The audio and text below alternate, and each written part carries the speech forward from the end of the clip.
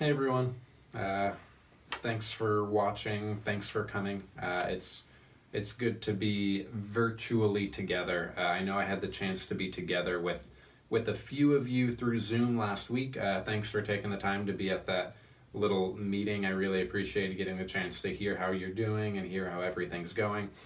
For those of you who weren't able to make it, totally understand. It was a 100% optional thing. But this coming Thursday, we'll get together in a less optional group discussion thing. By now, you should have already heard when you're getting together, what group you're a part of, so that way we can figure Zoom out together. We can talk through some of the questions from this lecture, talk through some of the problems of the Psalms and the wisdom literature, and maybe explore some of the opportunities that come out of these. You will also have listened to a sermon. I believe the sermon is by Pastor Albert Tate. So you'll listen to that sermon, and we'll talk a little bit about how he preaches the Psalms, and if you think it's an effective way to preach the Psalms. Remember, we're going to be generous, and we're going to be critical, and we're going to try and hold those two things together.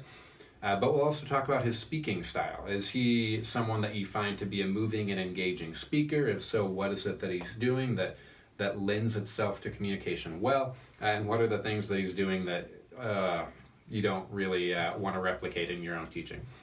So hopefully we can get a good understanding of his voice, and then maybe as you continue to practice speaking, as you continue to practice teaching, you can try what parts of his voice can become your voice. And you can look at other parts of his voice and say, that doesn't really fit me, that doesn't fit my style, so I'm not really going to go there. So we'll have the chance to talk about that in just 2 days from hopefully when you're watching this during our class period on Tuesday. But it might be in a few hours based on where you're at.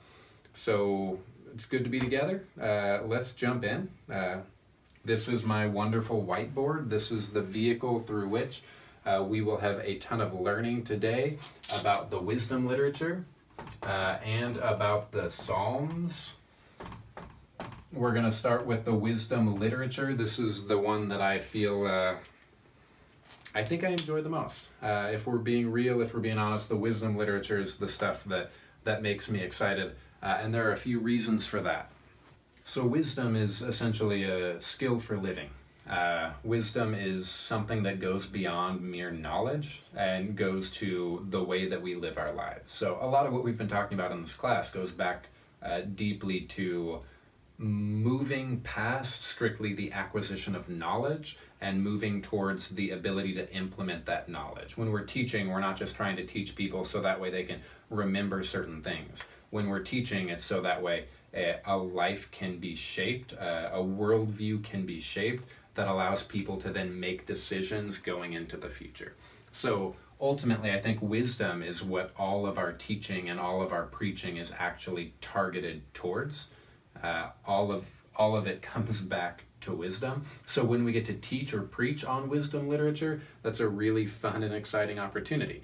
It allows us to play with different perspectives. It allows us to encourage people to think differently, maybe think outside the box, if you will, to think about things in new ways.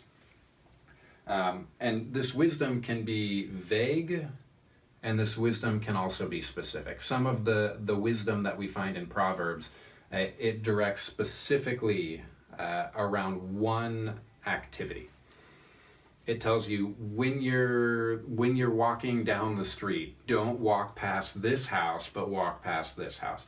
And when it says that, it's not telling you that this is the only area that it matters, but it's asking you to extrapolate on those things. But so on one hand, it can be very specific, but on the other hand, it can be incredibly vague.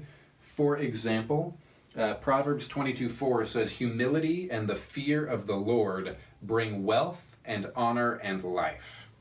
All right, what does humility look like? Or what does fear of the Lord look like? Those aren't really tangible instructions, but those are ideas that invite us to orient our life around them. And once we begin to orient our life around those things, then hopefully wealth and honor and life will flow from that. So Proverbs, wisdom literature can be vague or specific.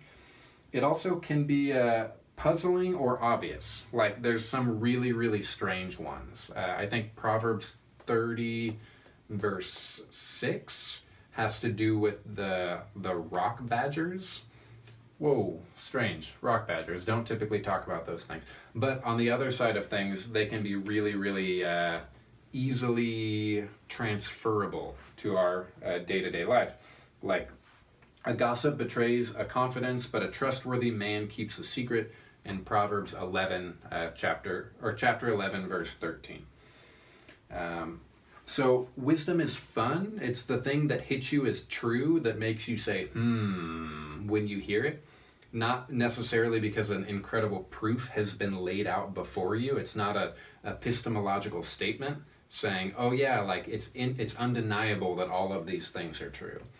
But they're things that when you weigh the teaching you hear with your experience and you put them together, you say, okay, I can see that. I can see the connection there. For example, Ecclesiastes 12:12. Ecclesiastes 12:12 says, "But beyond this, my son, be warned, the writing of many books is endless, and excessive devotion to books is wearying to the body." You might be at a point in your semester where the statement, excessive devotion to books is wearying to the body, hits home with you in a way that it didn't the first week of classes. So that's what good wisdom literature does. It kind of like sweeps you up and carries you, and where you say, oh yes, I'm along for the ride with this wisdom. And one of the great parts about that is it allows for dialogue outside of the Christian tradition. It allows for dialogue within the Christian tradition, but it also appeals to experience, it appeals to logic in a way that would hopefully be accessible as a conversation to someone who's not a Christian. Some of the stuff we talk, or one of the verses I already read, a gossip betrays a confidence, but a trustworthy man keeps a secret. Trustworthiness, secret keeping, these are things that you don't need to be a Christian to say, I see the relevance and importance of that. So I love it for that reason. I'll stop there because we'll come back to some of that. But one of the concerns with this is that wisdom literature can be really, really easily abused. We have to keep in mind that wisdom literature is a very big picture thing. We're looking big picture to see how all of these pieces fit together. If you're opening the book of Proverbs to just pick a verse and point your finger at it, you might find something really good. In fact, I would encourage you right now to press pause, to stop this video right where it's at. Well, when I'm done with my sentence, press pause and stop, and open the book of Proverbs and just point your finger to a specific spot and say, does this thing have truth for me? Is this thing relevant to me? So I'll let you pause and look that up. And now on the other side of that, you can see how this is really easily relatable to life. But the danger of that is it's very easy for a preacher or a teacher to say, I'm going to take these words and relate them to life and twist them as I take them out of the story of wisdom of Proverbs, or as I take them out of the story of the wisdom of Job. I can kind of turn them towards my own ends. And I'm not saying that preachers who preach like that are doing it even aware of what they're doing. I think there's a good chance that a lot of preachers who do that maybe really genuinely believe that they're teaching the right things and that they're teaching well. But if they're not taking into account the entirety of the book of Proverbs and the journey that goes on there, or Job, if they're not taking into account the entirety of the book of Job, there's something missing, and they might not resonate. One example of this, who I think uses the wisdom literature and ideas from the wisdom literature very frequently, is a guy named Joel Osteen. And not even just Joel Osteen, but the entire movement of the prosperity gospel. The prosperity gospel, I don't think we've talked about it in class. Correct me if I'm wrong. Just reach through the screen and tell me, stop right now, I've already heard this one before. But the prosperity gospel is essentially the idea that when you do well, you will be blessed. And when you are blessed, it is because you have done well. So blessings and God's favor are equated as one and the same. Now, the book of Proverbs does say things that say the more honest we are, the more trustworthy we are, the more flourishing we will find. And flourishing is a huge theme of the book of Proverbs. But when we only take that and don't take into account the other wisdom books or the rest of the Bible, then it turns the wisdom into, it takes it from a worldview and turns it into a process, a cause and effect type situation where God is on the other side of things, something that can be manipulated. God is something that can be controlled, where I make decisions or I choose to do things, and God is bound to act and to bless me whether or not God wants to. It takes a lot of agency out of the hands of God and places all the agency in my life. Now, there are some people who need to hear about agency and need to hear about the opportunity to make a change. And I'm not saying those aren't helpful psychological ideas, but when our world is built upon those ideas, things can be really dangerous, and it doesn't necessarily reflect the world of Proverbs that we find in the book of Proverbs. So it's dangerous, and I would be cautious about who you're listening to about the book of Proverbs. If you really want to get into the wisdom literature, the best thing to do is just dive right in, because it can be really interesting. So I'll say that. I know you are a student who is in the middle of a semester right now, so you may not have the freedom to jump right in as you would like, but as soon as the semester is over, Ecclesiastes, it's right there. Let's go. So wisdom literature is dangerous because it's easy to abuse, but it's also really, really important. Wisdom literature is about developing a worldview, which, remember, this thing that we did, I hope you remember this beautiful artwork, but wisdom literature is really about developing a worldview and then allowing people to make decisions within that worldview that move us towards that end. Wisdom literature is about creating that wisdom so that way we can make those decisions for ourselves. It really lends itself well to faith formation, which I know a handful of us who are listening to this, watching this lecture, are people who see ourselves teaching young people, teaching children's church or elementary school, teaching middle school, teaching high school, teaching college. Any of those areas are really, really important to think about as faith formation as we kind of look at the general growth curve. And try to create foundations with which we can make decisions later on. And wisdom literature is really, really helpful for kind of pushing those boundaries and evaluating what's the wisdom that I'm being handed, what's the wisdom that I'm being taught, compared with what's the wisdom that I find in the biblical narrative, the biblical story, what's the wisdom that I find in church. And I think a really important underlying theme of all of this that we're talking about is that wisdom is not inherent to the Christian or the Jewish tradition. Wisdom is a huge part of the Bible. Wisdom is pretty foundational to the entirety of the Hebrew Bible. Like, what is it, the thing that kept us going, or what is the thing that kept the Jewish people going through exile? It's the teaching of wisdom, the memory of the tradition, the invitation to be a unique people set aside and set apart from the Babylonians. So that's a huge part of the Judeo-Christian tradition, but it's not inherently Christian or inherently Jewish. It's something that you can find in a variety of different faiths.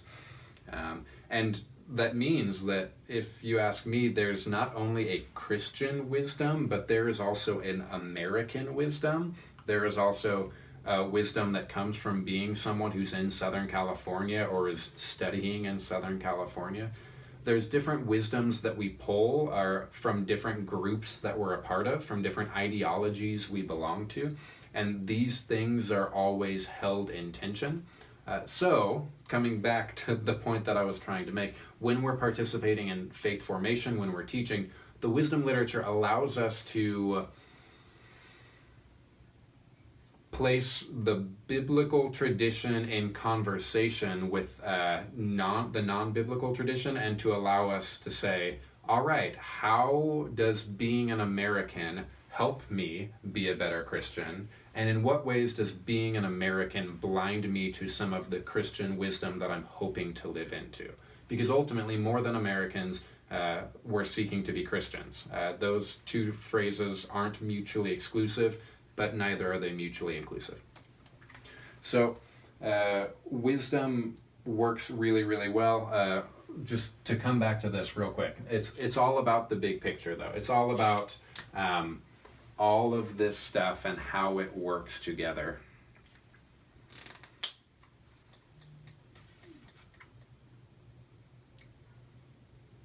And it's not about, I keep wanting to say it's not about the details, but I guess we're about to go into Proverbs. I can do that. So, I'll come back. I'll come back to that. We'll talk about the book of Proverbs, then we'll come back to that. Sound good? Just stop me if I'm going too fast. So, starting with the book of Proverbs. The book of Proverbs is a 31 chapter book that is built on wisdom. It's sometimes called the Wisdom of Solomon. The Wisdom of Solomon can be taken a couple of different ways. There are some who would say that the Wisdom of Solomon means the book of Proverbs was penned by King Solomon, the one who in the tradition has been incredibly, overwhelmingly, ridiculously wise, like the wisest of the wise. And because he was so wise, he's also rich. He also had a ton of wives. He's also super powerful. And the biblical tradition is kind of mixed on that. But one tradition says Proverbs was penned literally by Solomon. Another way to think of it is the wisdom of Solomon is the wisdom in the Solomonic tradition, the wisdom that comes from the person of Solomon. I know I find myself a lot more in that, rather than thinking of Solomon as someone who wrote a 31 chapter book that we have held on to. The book of Proverbs was probably, depending on who you ask, but was probably a book that was used for the education of young people, specifically young men who were being raised to take on leadership positions in the palace. So the book of Proverbs was being taught to the future princes, to the future council members, to the future royalty, to the future high officials, to the people who were going to be making decisions that affected the lives of other members of the community. So this wisdom was something that was set aside for these young men. That's part of the reason why in Proverbs 31, there's a section about the Proverbs 31 woman. The Proverbs 31 woman, which has kind of become a fad lately in the Christian community, talking about, I know I have heard talking about finding a Proverbs 31 woman or being a Proverbs 31 woman. And the reason why there is such direct imagery of a faithful woman being the target of affection of the person receiving the wisdom, or an adulterous woman, where foolishness is an adulterous woman, and that imagery is used, is probably, realistically, it's probably because this teaching was for boys in the palace, and one of the best ways to get them to pay attention was to use provocative imagery. So there's, in one way, it's a helpful construct, to the degree that it's helpful. In another way, it's a vehicle that allows people to listen or to be interested or to be engaged a little bit more. But in talking about a Proverbs 31 woman, that can be a really, really dangerous way that we, as Christians, create ideals and place them on specifically women. Well, specifically men do not have to deal with those same ideals. And if we're understanding the Bible to be something that's democratized, so when it was initially written, it was written for young men growing up in the palace to take on positions of leadership. But now this is something that is written to the entire church. That's kind of what the democratization of canonization is. It's no longer something that's just for a historical event, a historical location, but it's now for us as the church. And if that's something that we take to be true, then it would make sense for all of us to be a Proverbs 31 woman. That all of us would embody those values of nobleness, would embody those values of humility, would embody those values of caring. And Proverbs 31 isn't just about femininity, but is actually about what it means to be wise. So my hope, my prayer is that all of you can be better Proverbs 31 women, and that you can also find a Proverbs 31 woman that you can spend time with.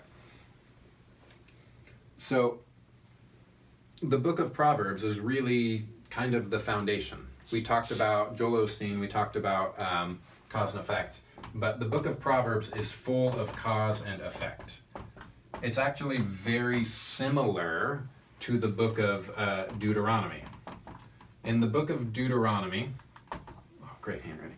In the book of Deuteronomy, there is very clearly two paths that are laid before the people of Israel. They can choose, as they are about to enter into the promised land, they can choose to be faithful, and if they are faithful, they will flourish, and they can also choose to be foolish. They can choose to be unfaithful, and if they are unfaithful, they will suffer. So it's a very, very clear delineation between the cause, which is the way that I act, and the effect, which is whether or not I've been blessed, whether or not I'm still in the land, whether or not I'm being fruitful. All of those things are very direct. So the book of Proverbs is trying to convey that point to people who are making decisions in the council, decisions in the palace, that the decisions you make have real world implications, and if you make good decisions, then the world will benefit from that. That's a pretty helpful way to look at things, right? It's pretty helpful to say, oh, if I take time to take care of myself, I will feel better. If I if I work out, like my body will typically feel stronger. So the book of Proverbs deals in really broad, sweeping strokes about what a healthy and wise life looks like.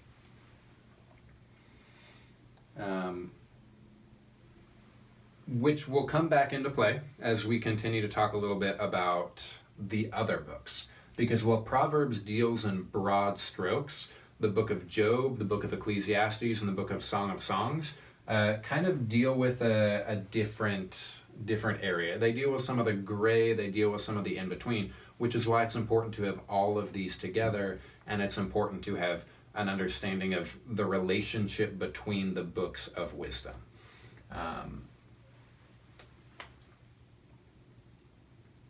But one more important thing. Proverbs 22 through 24 is a really interesting section. Proverbs 22 through 24 has a ton of overlap and a ton of similarities with the instruction of Amenemope. I'm going to write that down just to make sure that you got that. Amenemope. I may have misspelled that. Oh no. That was such a great opportunity. Okay, Amenemope. So, the instruction of Amenemope is a Egyptian wisdom text that was uncovered in the late 19th century, I believe, but it was uncovered within the last 100 to 200 years. And there is writing in here that very, very clearly mirrors the writing that we find in Proverbs 22 through 24. And there are some people who would say, oh, this is just general wisdom. It's not dealing with specifics. Anyone could come to that same conclusion. But the syntactical elements, they're very, very strong correlation in the way the sentence is structured and the parallelism in the language that's used. So, well, that might be coincidental. It might be coincidental that there's wisdom in Proverbs 22 and wisdom in the instruction of Amenemope that have some sort of a connection. The reality is there's probably a really strong connection between those two, and the instruction of Amenemope actually predates when King Solomon would have lived, or obviously anyone who came after King Solomon. So that raises the question of, where did the book of Proverbs come from? Was the book of Proverbs something that God dropped on the mind, dropped on the person of Solomon? Or was the book of Proverbs something that the writer or writers or people who acquired wisdom in the temple to train their people to be faithful, to train the young ones to be faithful in the tradition? Is the instruction of Amenemope something that someone came across, someone found, and said, oh wow, that's really good. I see the work of Yahweh, the work of God in the writing of this. And it was something that was taken and maybe tweaked a little bit, maybe changed a little bit to fit the mold, but was used from the instruction of Amenemope in the training of people trying to be better Hebrews, or trying to be better Israelites, or trying to be better Jews. I think there's something that tells us a lot about wisdom and the universality of wisdom. And that's maybe not a good word to use, universality, but that wisdom is something that can be found in many different traditions, and that learning and reading and doing research and pulling in information, well, on one hand can be exhausting, on the other hand is something that can lead us closer to God, even when the stuff that we're reading isn't something that is explicitly a Christian source. I know that when I read The Road by Cormac McCarthy, I feel much closer to God and feel like I have a much better understanding of who God is. I feel like I have a much more healthy understanding of sin, a much more helpful understanding of the capacity for human evil. I get that a lot more than when I watch, God's Not Dead. One of those hits me in a way and the other one doesn't. That I would make the claim that the one of those that is far more Christian is the one who's written by an author who would denounce Christianity and say, I don't have any affiliation with that. So as people who are faithfully in the vein of Proverbs, it is our responsibility to seek wisdom, not only in the biblical tradition, but also outside of it. So may you be people of the book of Proverbs. So Proverbs is kind of the big one, and we spent a little bit of time on Proverbs because it does create a foundation through which we can jump off. We could say it deals with like the 80%, the 90%, the regular parts of life. But the book of Proverbs is not exhaustive and is part of the conversation.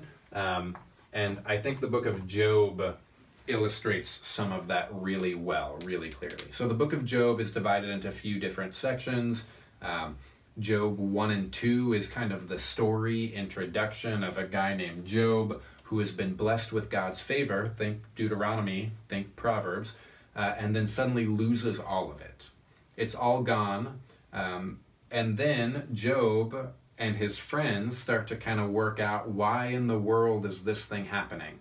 And his friends feel like they take on the mouthpiece of Deuteronomy or the mouthpiece of Proverbs, and they say, don't you know when bad things happen to you, it's because you have been unfaithful. But if you're good, then won't God bless you? Don't you know that? And Job responds with what I imagine some of us have responded with before when we've faced suffering or faced grieving, said, not always. Like, yes, God will bless me when I do well, but sometimes I feel like I'm doing pretty well and I don't see that blessing. What's going on there? What happens in that stage of the story? So the middle of Job, Job 3, kind of second half of 2 through 3, through 38 is a very interesting section, because this is a dialogue that takes place within a narrative. You've got a narrative on the front end in Job 1 and 2. You've got a narrative on the back end of Job 38 through 42. But this part is the dialogue, and you need to be really careful before you pick and choose one of these things, because it's literally a speech and then Job saying, I don't really think that's it. Let me give you my thing. And then a speech about how Job doesn't understand, and then Job saying, I don't really think you get it. And then a speech. It happens over and over and over. And by the end of the story, God himself praises Job and kind of reprimands Job's friends and says, why haven't you spoken honestly and truly of me like Job has? So in God's own mouth in the book of Job, a lot of this is not honest or true. That doesn't mean that there's not truth in what's being said, and it doesn't mean that they're not working from the Deuteronomic tradition. It doesn't mean they're not faithfully reading the book of, or they're not reading the book of Proverbs. But the question might be more of a, what does it look like to speak honestly? What does it look like to speak truly? Especially in the midst of grief and suffering, especially in the midst of the loss that Job has experienced. So Job has experienced loss, and he's mourning that loss. They spend 7 days kind of in silence, and then the friends come to Job and start to tell Job, this is what's going on, this is what you're missing. And the question, which, let me grab a Bible. This is a good thing to have all the time. But in the book of Job, at the very end, I think I gave a brief devotion on this at the beginning of the semester. But in verse 7, in the epilogue of chapter 42, after the Lord had spoken these words to Job, he said to Eliphaz from Teman, I'm angry at you and your friends because you haven't spoken about me correctly as my servant Job did.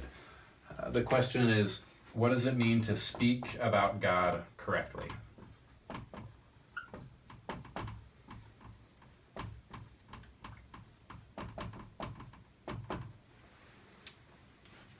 And there's a couple different ways that I think we can take this. On one hand, speaking about God correctly requires an awareness of the situation of who we're speaking to. You can quote the Bible to someone and not be speaking about God correctly because of the importance that context and experience plays into it. The friends of Job may have been quoting the Bible, but quoting the Bible in a way that instead of revealing and furthering God, actually started to obscure God and prevent a true helpful picture of God from being created. So another way to take it, which is kind of that, but going deeper, when we think about God, how do we speak about God truly? How do we speak about God correctly? Because if language is metaphorical, and this is maybe too late in the semester to start going into this because there's not the opportunity to interplay, but maybe this is a good thing for us to think about and then to discuss a little bit on Thursday. But if language is metaphorical, then any time that I make a statement about God, I'm lying. Like, how can one speak about God correctly and honestly and truly? Because if I say God is love, is that correct, honest, and true? Well, yeah, but also no. Because love doesn't exhaustively define who God is. God is something beyond love. Love is the best that we can do in our human language to start getting at who God is, but God is not encompassed within the word love or the definition of love. God is something greater than. So, whenever we speak about God, whenever we take on the role of the friends, whenever we begin to be the people who are teaching in churches, who are saying, hey everyone, I'm going to tell you how God is or is not present in the coronavirus. Whenever these things come up, we need to be very careful about how to be honest and correct and true about God. Because the reality is, at least the way I see it, we can't be. Anytime that I say something about God, I'm lying. That was what one of the former professors from APU used to say. Anytime I speak about God, I'm lying. But the problem is I can't not speak about God. It's not an option. So the best I can do is to speak about God with humility and to be open to the fact that I can't contain God in language. There's something deeper going on. I think the book of Job attests to that really, really well. After the book of Job, there is the book of Ecclesiastes that we are going to talk about. Ecclesiastes is my favorite. I think in Ecclesiastes there's a lot of resonance within the existentialist tradition. When I say existentialist, I mean the kind of philosophical school that you find in and some philosophy, but in a lot of art and a lot of literature in the 20th century, late 19th century, the 20th century. There's some really good stuff there. So if you've read Cormac McCarthy, if you've read Albert Camus, if you've read Jean-Paul Sartre, if you've read Soren Kierkegaard or Fyodor Dostoevsky, like The Idiot, Crime and Punishment, those are books by Dostoevsky. The Idiot, I wasn't calling anyone that. The Idiot is a book by Dostoevsky, Crime and Punishment, the Brothers Karamazov. There's a really deep literary tradition that has to do with some of the futility of existence and living not in the joy as much as living in the pain. And when I see the book of Ecclesiastes, I see a lot of that. The core of Ecclesiastes is this word right there, hevel. Hevel is a word that appears 38 times in the book. It also, you might see it as hebel, because the B and the V are kind of different variations of the same letter in Hebrew. And it means anything from meaningless to vanity, to smoke or vapor.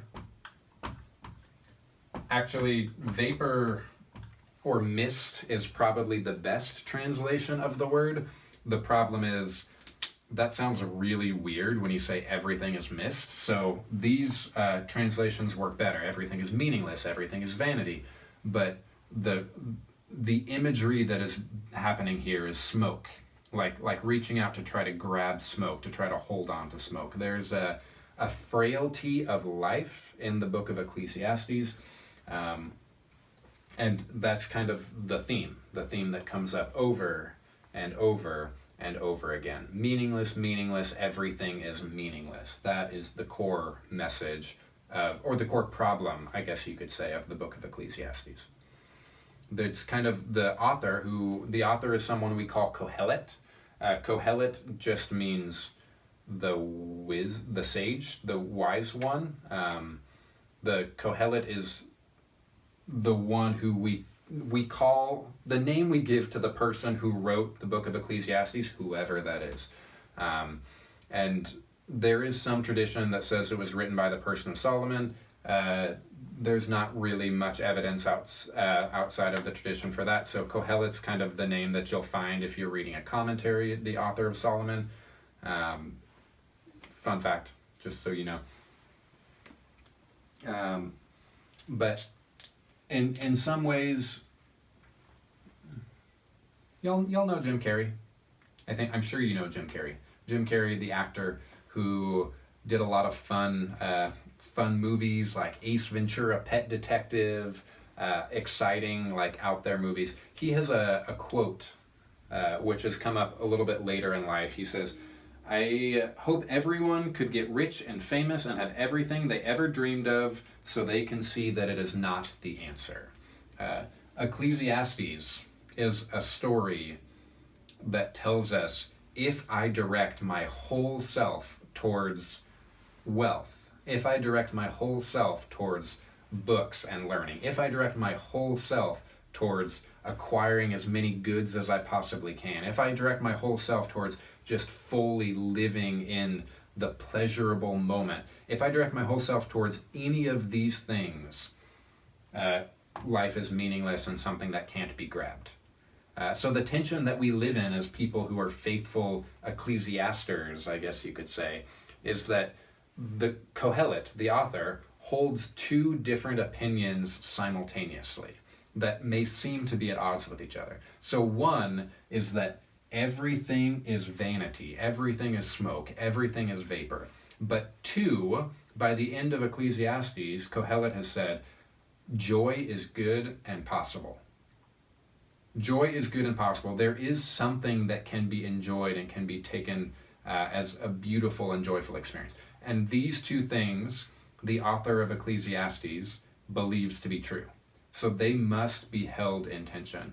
And the book of Ecclesiastes is something that it both negates some of our ability to say, everything is terrible, I'm super discouraged, nothing will ever be good again, but also to keep us from saying everything is perfect, we've achieved happiness, we've been able to arrive here by our own human power, because somewhere a tension between those two needs to be struck. We are capable of something beautiful and joyful, but we can't construct it on our own. Ultimately, the stuff we can do on our own is hevel. So that's the book of Ecclesiastes. That brings us back to our final work, which is the book of Song of Songs. Song of Songs. I want to emphasize right here this last word, Song of Songs, not Song of Solomon.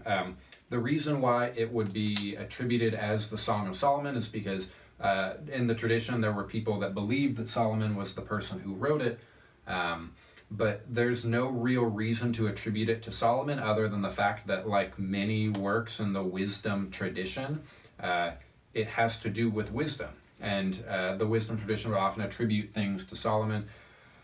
The Song of Songs is a weird way of saying it. We don't use this language, but in the Hebrew language, this is fairly typical. Think of it: King of Kings, Lord of Lords, Host of Hosts. Any time that you have a superlative, the greatest, you call it the Song of Songs. So God isn't, Yahweh isn't king, Yahweh is King of Kings. Yahweh is the best king. Or God isn't Lord of Lords, or God is Lord of Lords. God isn't just a Lord among lords, but God is the Lord that stands above all the other lords. In the same way, this Song of Songs is saying that this is the greatest song. This is the song that rises above all other songs, and all other songs that exist pale in comparison to it. The book of the Song of Songs, the story, the poetry, the song, is about a romantic relationship. It's a romantic relationship between two committed individuals. And I am less familiar with this one, if I'm being honest with you. I love Ecclesiastes. I enjoy the book of Job. Proverbs is fun. I haven't spent as much time in the book of Song of Songs, but there are a couple of important things about Song of Songs that I think we should call our attention to. So first of all, this is a monogamous relationship. Monogamous meaning it's a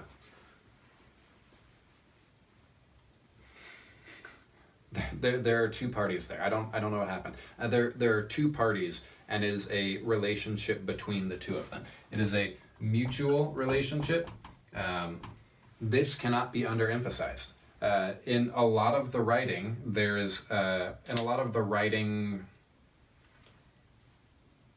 I can't say that, so I'll just say this. In the Song of Songs, there is a voice that is given to both the man and the woman.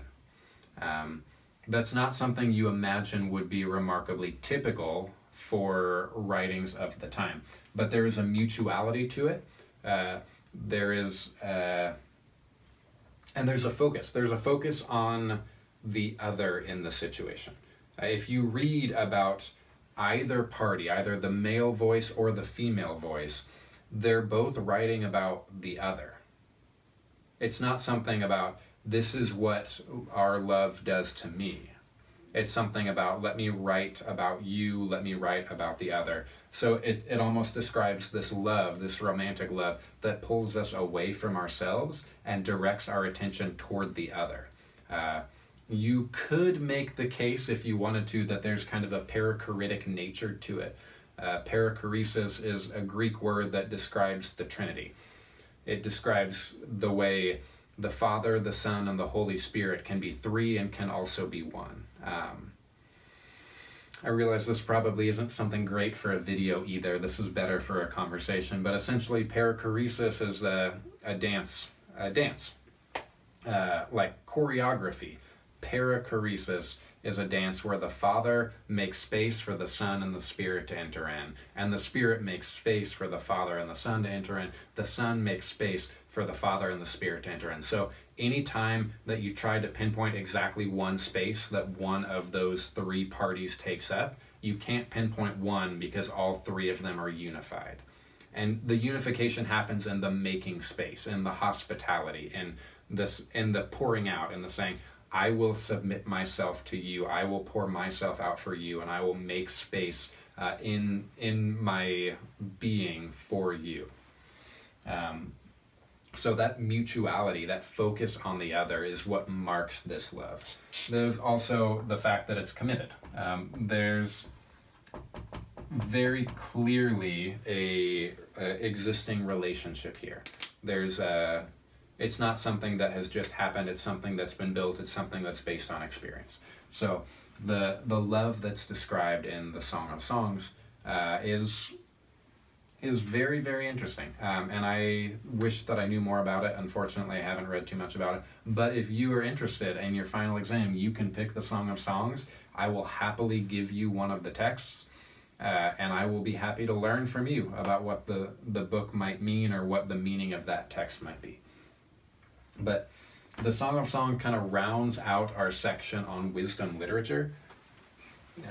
So let me just close this part by emphasizing how incredibly important it is to take into account all of these together. The Song of Songs in and of itself is not the only avenue towards wisdom. The book of Proverbs is helpful, but not the only path towards wisdom.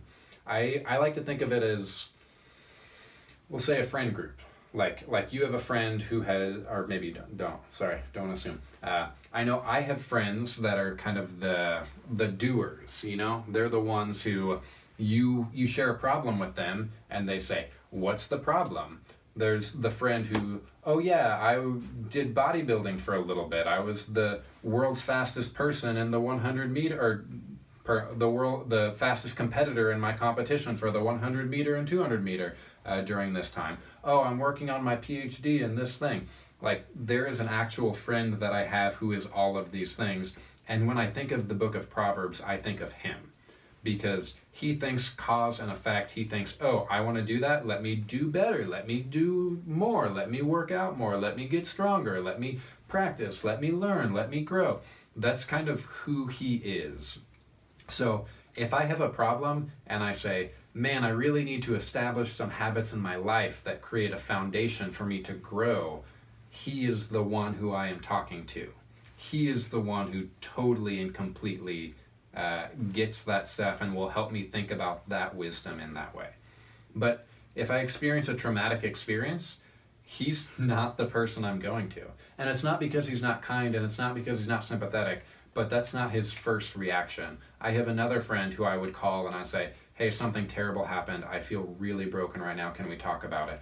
And he, who happens to also be a therapist, would sit and would talk with me and reflect with me and empathize with me in a way that maybe the friends of Job didn't when Job was in that place. Or I think of my friend who has been working on the book of, he's not working on a PhD anymore, but he was working on a PhD for a while. Every time that I would see him, I would say, all right, so what book are you reading this week? And he would tell me about this and that, and how the ontology of the post-1945 detective fiction has shifted our values of truth in this way. And we would have conversations about it, and most of the conversation with him, I was just trying to hang on, because he just immersed himself in this knowledge. And specifically the worldview that he loved was existentialism. So that was kind of the way that he lived, where he would think deeply, but then he would also enjoy playing. Let's just go have fun. Let's just forget about all this stuff. rather than dwelling on some of the really heavy and dark things that he was visiting in his studies and that we were visiting in our conversations. As we played in the midst of that uncertainty, it was important for us together to not grasp too tightly to what we were talking about and to kind of have a playfulness with it that I think the book of Ecclesiastes encourages. And the book of Song of Songs, again, I'm not as aware of some of that stuff. I'm not as well versed in the reading of Song of Songs, but I would say that my relationship with my wife is that relationship of mutual outpouring, of kenotic love, of perichoretic love, of making space for one another, and finding that as I make space for her, as she makes space for me, we find more of ourselves in the process. So ultimately, all four of these books are really, really helpful for understanding a holistic approach to wisdom and hopefully a holistic worldview. And I would be really intrigued as to which one of them you resonate most with. Is there one that you love the most that really sits deeply with you? Or is there one that you say, yeah, I don't want to touch that. I'm staying as far away from the book of Ecclesiastes as possible because I am not there right now. That's totally okay, but I'm curious. This is our wisdom literature. Thanks for following along. I guess it's time for the Psalms now. I'm going to press pause on this video and then I will start Psalms. So I will see you in a minute. All right, everyone. So I just took a break to edit the video so that way we could jump into the Psalms. And I have to be honest with you, I knew that I have the tendency to talk and to kind of drag on and on when I have something that I enjoy talking about. I don't think I realized that the video is at about 52 minutes by now. I had planned for this video to be no more than an hour, so that way you could maybe spend an hour and a half pausing, rewinding if you wanted to, or if you watched the hour, just kind of made your way through it, you'd be content with some of that. But we still have the Psalms to talk about. I'm going to fly through these. I'll probably be done in a few minutes. And on one hand, I feel bad about that because I know the Psalms are a really important part of Scripture. On the other hand, I don't feel remarkably bad because the Psalms are things that it's hard to talk about. The Psalms are... Athanasius has a quote about the Psalms where he says, the most of Scripture speaks to us, but the Psalms speak for us. So the way we understand the Psalms, the way we spend time in the Psalms, is by praying them, not by reading about them or thinking about them. With the whole Bible, we can't really do that whole objective thing. We want to be as objective as possible when we're trying to gather information in the inductive Bible study method, but we can't be truly objective. It's not possible to be objective as a human. We all have our perspectives. But especially in the Psalms, the beauty of the Psalms lies in their subjectivity, in the way that they take on the voice of a person and they're prayed by that person. And that as you pray it, as you pray in the vein of the Psalms, you too are taking on that prayer. So we'll talk about them a little bit, but really the best way to learn about them is to start every single class period with the reading of a psalm. Or to start every single class period with a read prayer that someone has written out. Not me, but someone else has written out to give us a model for how to pray and to invite us into a deeper life of prayer. So, because we've been spending a ton of time reading the Psalms at the beginning of every class period, I don't feel remarkably bad about not spending too much time on the Psalms. But what you need to know about the Psalms is there's 150 Psalms in the canonical literature. There's 151st Psalm in extra canonical literature, so the deuterocanonical books. But in the canonical literature, there's 150 Psalms, and these Psalms are broken into 5 different books, or they can be broken into 5 different books. In the tradition, they're broken into 5 different books. These 5 books, some think mirror the 5 books of the Pentateuch, so Genesis, Exodus, Leviticus, Numbers, and Deuteronomy, in the same way that there are 5 books in the Pentateuch, and there are 5 books in the Torah, there are 5 books in the story of the life of Israel, so too there are 5 books in the Psalms. But once you start breaking these into books and you look really deep, you find that these different books don't really contain that much different information. I'm not finding different Psalms in the first book of the Psalms than I am in the 4th book of the Psalms. So there's not really any purpose to the delineation unless the purpose is to mirror the Psalms with the Pentateuch. And to say that in the Pentateuch, the 5 books, there is a diversity of experiences within each of those books. So there are 150 Psalms, and these Psalms are generally broken into a few different types. The most common types that you'll find first are Psalms of Lament. So there are over 60 lament Psalms in the biblical text. They can be individual or they can be communal, either way. It depends on which one you come across. The next section is the Thanksgiving section. There are Thanksgiving Psalms. As you can tell, Thanksgiving and lament are 2 very different things. I guess I didn't talk about lament. Lament is kind of the... So John Goldingay talks about these 2 types of psalms, the main types of psalms, as kind of the basic manners of the psalms. In the lament, you have the pleas. The pleas... Ooh, that was bad. The pleas psalm is the psalm that says, God, this is my situation, please help me, inviting God's presence into the situation. Whereas the Thanksgiving song is obviously the thank you psalm. This psalm is the psalm that says, I recognize your action and I'm grateful for it. So these 2 kind of form the backbone that all psalms are within the genre of. There are a few others that we'll talk about, but ultimately, if you open to a psalm, you can kind of place it as either a lament psalm or a thanksgiving psalm. I think the difference between these is a beautiful message about what it means to be human, that both of these are sprinkled together in the world that we live in, and that sometimes you might find a lament psalm and say, that's not where I'm at right now. But you find a Thanksgiving psalm and you can pray it and you can really believe it and mean it as you say these words. And sometimes the opposite's true. You might find a psalm that says thank you and say, I can't, like right now, that's not something that I can say. But when I find Psalm 42 that says, tears have been my food day and night, that's something that you say, oh yeah, I can really mean that one when I pray that one. So that's great. These 2 are the 2 main ones. You'll also find hymns of praise. Hymns of praise are the moments when God is deemed worthy of praise for something about God's character. Like God is a creator. So because God is a creator, I will praise you. Which is kind of different than the specificity of Thanksgiving. Another type that you'll find is salvation history. Salvation history psalms testify to the fact that God is active and moving in history. That God is not a distant being. God is not an idea, but God is a presence. God is one who comes, one who acts, one who moves. That God is the God who arrives. So in this, a lot of these are psalms that are directly related to Israel's being rescued from Egypt. So you ask the question, who is God? Israel, who sings the salvation history psalms, would say, God is the one who rescued us from Egypt.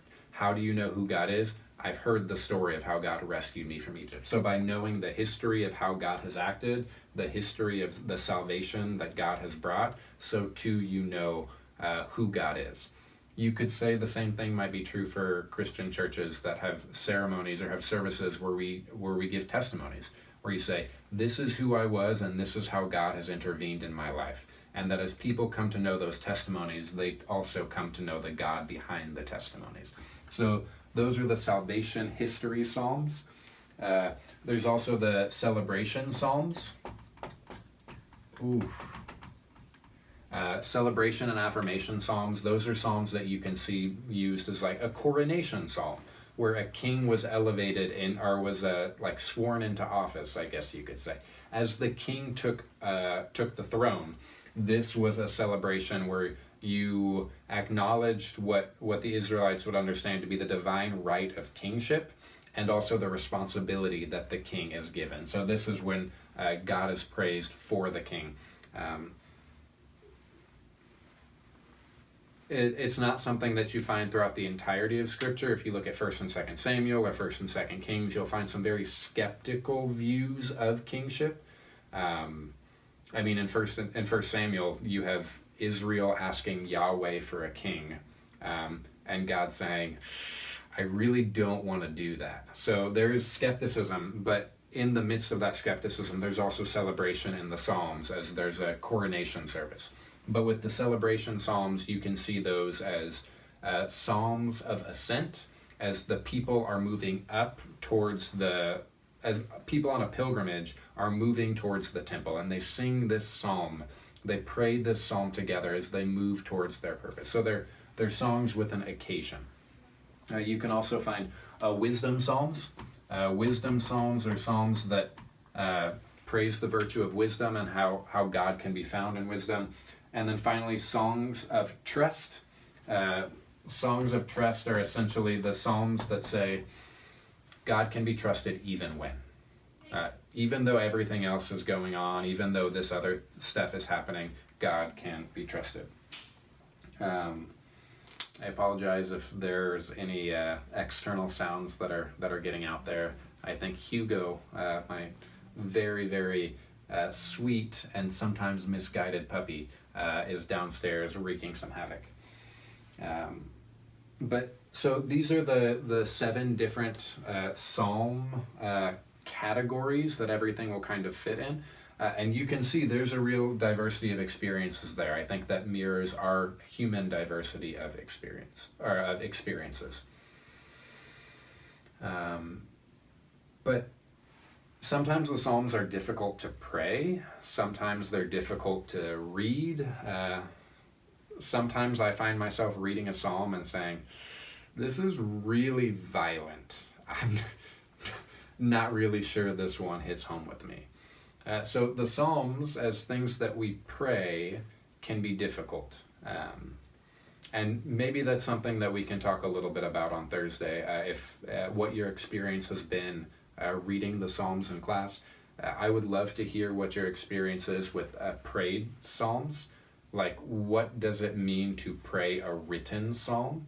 Or even a written prayer. It doesn't even have to be a psalm, but if you find a prayer in the Christian tradition and you pray that prayer, what is it like to pray that prayer as opposed to praying a prayer that you're speaking yourself?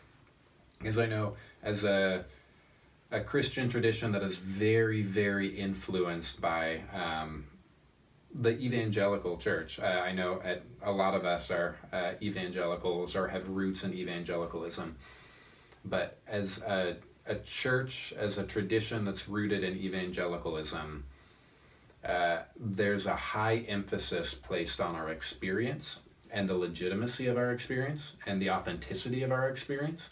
And sometimes praying a written prayer can be viewed as dead or can be viewed as lifeless, as rote, as something that I'm doing as a ritual just because I'm supposed to do it, but it doesn't have the life or the authenticity that praying a prayer from my heart might have. And I would love to explore some of that in conversation, because I think that's a very, very deep stream within our theological tradition, or at least my theological tradition. That's a deep stream in holiness traditions and revivalist traditions. But I think that really sells short a lot of the significance and beauty that the Psalms have for us. So maybe we can talk about that on Thursday. Maybe not. We'll see how y'all are doing. But one closing thought. I would like to elevate an exemplar character, an exemplar figure in our reading of the Psalms.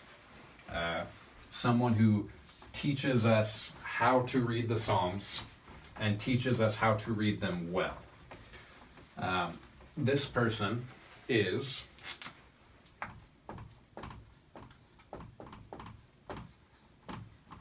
Kanye West. Kanye West is going to be our example of how to read the Psalms.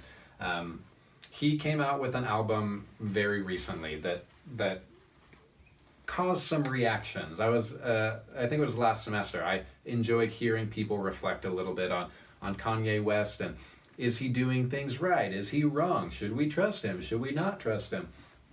Is he genuine? Is he just doing this for money? All these conversations that most of them I found funny that we were even having those conversations. But it was, he came out with an album. Maybe you are a music critic and you can tell me more about the album. I listened to it. I thought it was fine. But there's one specific line in the song Salah, which I think you should go listen to. Listen to that right now. Spotify, YouTube, whatever. The song is Salah. Okay, and now that you're back, having listened to it, the line is, he says, John 8:3, ye shall be made free.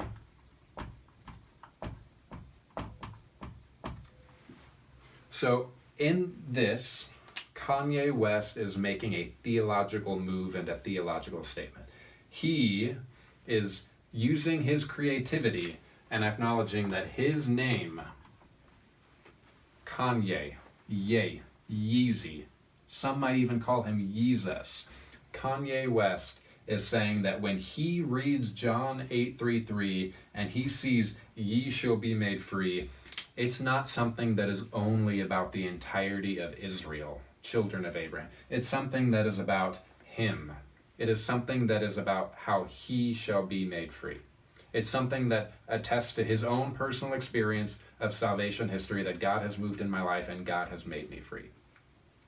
So on one hand, this is terrible exegesis. It's not exegesis. This is eisegesis. There is nothing in the text that would suggest that Kanye West was the person who the author of John was speaking about when John 8:3 was written. There's no sort of historical precedent that this is a relationship. If you were to write a paper that said this is what the author of John meant, you would fail. I guarantee you that no professor would accept that as a legitimate claim that you are making. So on one hand, this is terrible exegesis and you should not do it. But I think the beauty of it is the borderline narcissism that we find where Kanye West has the audacity to say, this God who has acted in an incredible and salvific way in the life of the people of Israel has acted in my life as well. So when I say, ye shall be made free, I also say, ye shall be made free. That those two are one and the same. And the goal of the Psalms, the urgency of the Psalms, is that as I pray about the people of Israel, I am also praying this prayer for myself. And it requires an audacity, a narcissism almost, to believe that the words of the psalmist can also be my own words as I come into the throne room of God to bring my petitions. And ultimately, that audacity is what prayer is. So, Kanye West is our model, and he's our model not because he's doing great exegesis, but because he's demonstrating the audacity that prayer actually is. So maybe we can be better Kanyes in our reading of the Psalms and our praying of the Psalms. I'm sure that I'm over now, so I'm just going to kind of cut it off here. But thank you for listening. Thank you for being here. Hopefully we will have more information out, maybe by the time that you're even watching this video, of when we're meeting on Thursday. I look forward to seeing you then. Remember, you've got a sermon evaluation that's due on Thursday. So thank you all for listening. Have a good day or 2 days or week till I see you next.